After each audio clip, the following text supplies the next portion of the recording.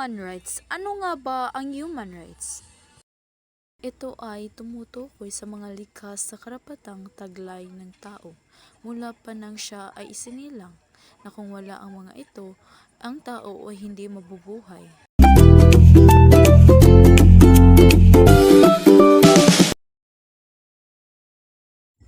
Una, galangin ang karapatang pantao ng bawat estudyante.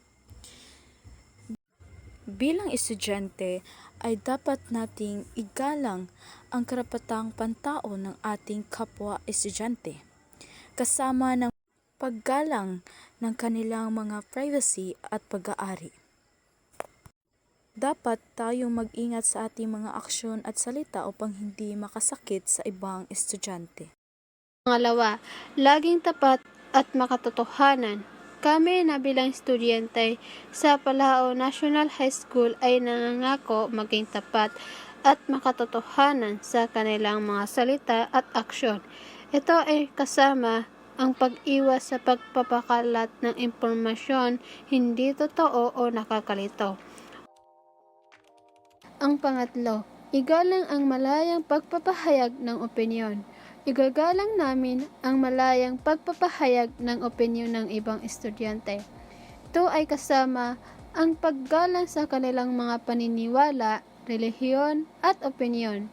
Dapat bilang estudyante sa Palao National High School ay dapat maging bukas sa mga iba't ibang perspektibo at opinyon. Pang-apat, susundin ang alintuntunin ng paaralan at silid-aralan.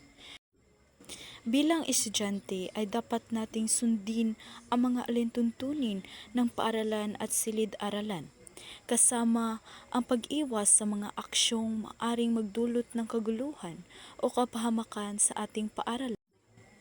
At bilang estudyante ay dapat tayong maging responsable sa mga alintuntunin ng paaralan at silid-aralan. Panglima, iwasan ang pambubuli. Bilang estudyante ay dapat natin iwasan ang pambubuli.